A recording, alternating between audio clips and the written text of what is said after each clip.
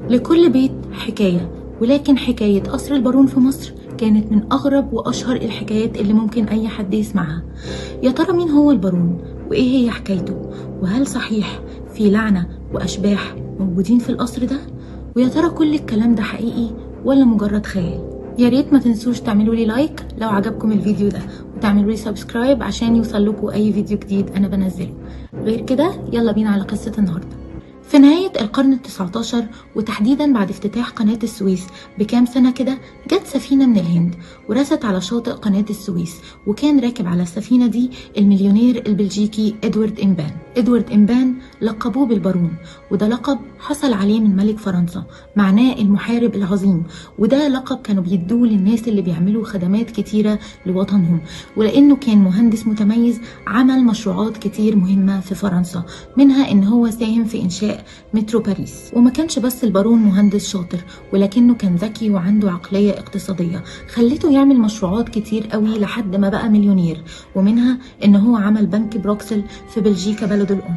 بس البارون بقى ما كانتش هوايته الوحيدة ان هو يقعد يجمع في فلوس بس، لا، كان بيحب السفر جدا وسافر بلاد كتير زي البرازيل والمكسيك والهند اللي حبها جدا، لكنه كان دايما نفسه يروح مكان فيه حضارات وتاريخ قديمة، فقرر ان هو يروح مصر. ولما وصل مصر ام الدنيا وقع في غرامها على طول، وقال ان هو عايز يكمل بقية حياته فيها، لدرجة ان هو كتب وصيته وقال فيها ان هو عايز يدفن في مصر حتى لو مات بره مصر. وكان اول قرار خده البارون لما جه مصر ان هو يبني لنفسه مكان عشان يعيش فيه، واختار مكان في صحراء القاهرة. زمان طبعا ملناش دعوة بالكلام ده، هو اختار وقتها ان هو يبني قصره في مكان بين السويس والقاهرة، واختار ان هو يبني القصر بتصميم مبهر جدا لأي حد يشوفه، واختار ان هو يبنيه على الطراز الهندي، وده لانه انبهر ساعتها لما سافر الهند بالطراز الفن المعماري الموجود هناك، وكمان لانه لما كان في الهند جاله مرض خطير جدا، واهل الهند ساعدوه ووقفوا جنبه في محنته دي، وعشان كده قرر ان هو يبني القصر على الطراز الهندي عرفانا منه بجميل اهل الهند. وبعد 5 سنين انتهوا من بنى القصر، وخرجت تحفة معمارية بطراز هندي بتبهر كل الناس ولحد دلوقتي. وكان كمان باني في القصر برج بيدور على قاعدة متحركة بتلف لفة كاملة كل ساعة، عشان اللي موجود جوه البرج ده يشوف كل اللي حواليه في كل الاتجاهات. لحد هنا كله طبيعي وتمام، والقصر مفهوش اي حاجة، لكن الغريب كله هيبتدي من هنا. البارون كان عنده حب لحاجات غريبة جدا، وكان معلق لوحات مرعبة على جدران القصر كله، وكمان كان عامل غرفة في البدروم عبارة عن جدران كاملة من المرايا، وسماها الغرفة الوردية أو غرفة المرايا، وكان بيقعد فيها ساعات طويلة جدا، ومانع أي حد إن هو يفكر حتى يقرب من الأوضة دي وهو جوه، أو حتى هو مش جوه الأوضة دي. واللي خلى قصر البارون بيت رعب حقيقي هو شهادة الجيران اللي كلهم كانوا بيقولوا ان هما بيسمعوا اصوات مرعبة طول الليل، وبيسمعوا صوت اساس او عفش القصر وهو بيتحرك لوحده بالليل، غير نور الجنينة اللي كل شوية ينور فجأة ويطفي فجأة.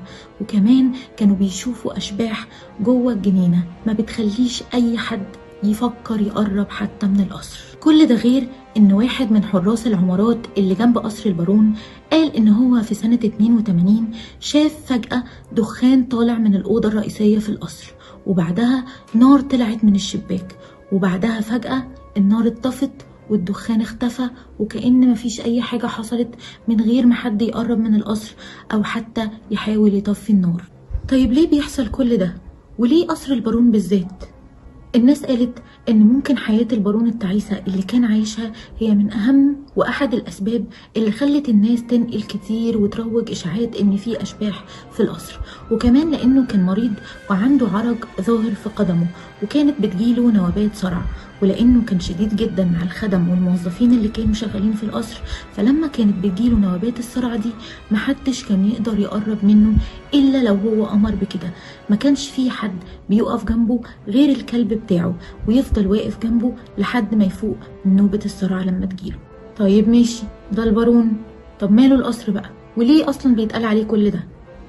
لكن في شرارة أولى هي كانت السبب في زيادة غموض القصر والشك فيه أكتر إن في أرواح وأشباح موجودة جواه، وهو حدث غريب جدا حصل في القصر. الحدث ده كان ان اخت البارون اللي اسمها هيلانا وقعت من بلكونة اوضتها والبرج بيدور، ومن ساعتها وقاعدة البرج دي توقفت عن الدوران تماما ولحد دلوقتي.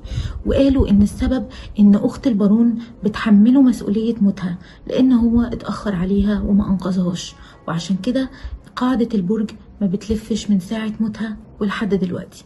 مش بس كده، ده الجيران كانوا بيقولوا ان بعد موت هيلانا كانوا بيسمعوا صوت صريخ وخناق بين البارون واخته، وقالوا ان هو حضر روح اخته عشان يعتذر لها على ان هو اتأخر عليها وما انقذهاش. ودخل بعدها البارون في حالة اكتئاب شديدة، وقالوا ان السبب في كده ان اخته ما قبلتش اعتذاره، وعشان كده هما كل يوم بيتخانقوا وبيسمعوا الجيران صوت خناق وصريخ طول الليل. بعد وفاة أخت البارون حاول البارون هو وعيلته إن هو يكون علاقات مع جيرانه والناس اللي حواليه، فتعرفت بنته اللي اسمها آن على جارتهم اللي في القصر اللي جنبهم اللي اسمها سيلفيا. ولكن سيلفيا كانت من عبدة الشيطان، وأهدت لآن بنته هدية غريبة جدا. أهدتها لوحة مرسوم عليها صليب بالمقلوب، واللوحة دي معناها إن هي من عبدة الشيطان وإن هي بتستخدم وبتعمل أعمال سحر. طلبت سيلفيا من آن إن هي تاخد اللوحة وتعلقها في أوضتها، وسمعت كلامها وخدت آن اللوحة وعلقتها في أوضتها. ومن ساعتها وحياة كل اللي في القصر اتحولت لجحيم. في البداية كلهم لاحظوا تصرفات آن اتغيرت، وشكلها كمان، ومعاملتها ليهم كلهم اتغيرت. وكمان كانت بتاخد صاحبتها سيلفيا وبقية اصحابها ويقعدوا في الغرفة الوردية لساعات كتيرة جدا، وطبعا ده من غير ما البارون يعرف، لانه ما كانش حد يقدر يقرب من الأوضة دي والبارون موجود. وكانوا بيتصرفوا تصرفات غريبة جدا وبيعملوا أفعال مقرفة جدا جوه الأوضة دي. فكانوا بيعبدوا الشيطان ويسمعوا أغاني بصوت عالي جدا وبيرموا الكتب المقدسة في الأرض، وكمان كانوا بيجيبوا حيوانات زي الخفافيش ويذبحوها في الأرض. ولكن ما استمروش في التصرفات دي كتير عشان حلت عليهم كلهم اللعنة، وابتدت تحصل مصيبة ورا مصيبة لعيلة البارون.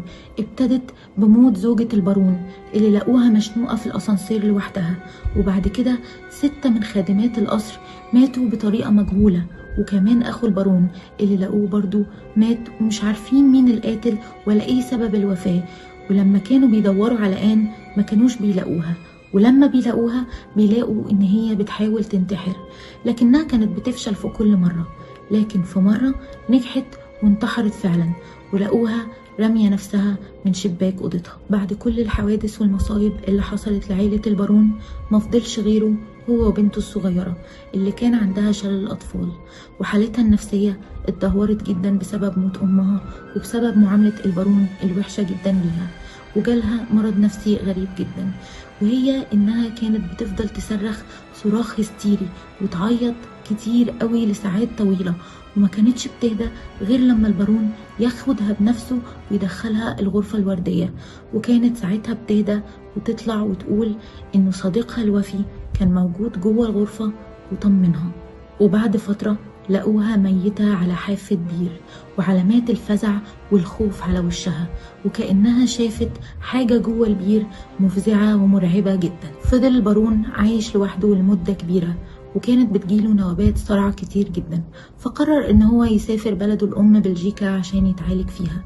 ولكن بعد كده وفي سنة 1922 توفى البارون، وتنفيذا لوصيته نقلوه من بلجيكا لمصر عشان يدفن فيها. فضلت الإشاعات تتردد إن البيت والقصر مسكونين بالجن والأشباح حتى بعد موت البارون، وقالوا إن هما بيسمعوا صوت صريخ بالليل لسه وخيالات ناس بتتحرك في البيت مع إنه مقفول بقاله فترة طويلة جدا. طبيعي إن الناس بعد كل القصص والإشاعات اللي بتتردد دي إن هم يصدقوا إن فعلا في أشباح ولعنة وجن موجود في القصر، ولكن في ناس تانية كمان بتقول إن شكل القصر المرعب والمخيف هو اللي بيخلي الناس تقول كده، وإن دي كلها مجرد إشاعات وخيالات. انتوا بقى ايه رأيكم؟ هل فعلا القصر ده مسكون ولا كل ده كلام وإشاعات بتتردد بس؟ يا ريت تكتبوا لي رأيكم ده في التعليقات، وما تنسوش تعملوا لايك لو القصة والفيديو بتاع النهاردة عجبكم، وتعملوا سبسكرايب عشان تتابعوا القصص والفيديوهات والجرائم الكتير اللي لسه هنحكيها.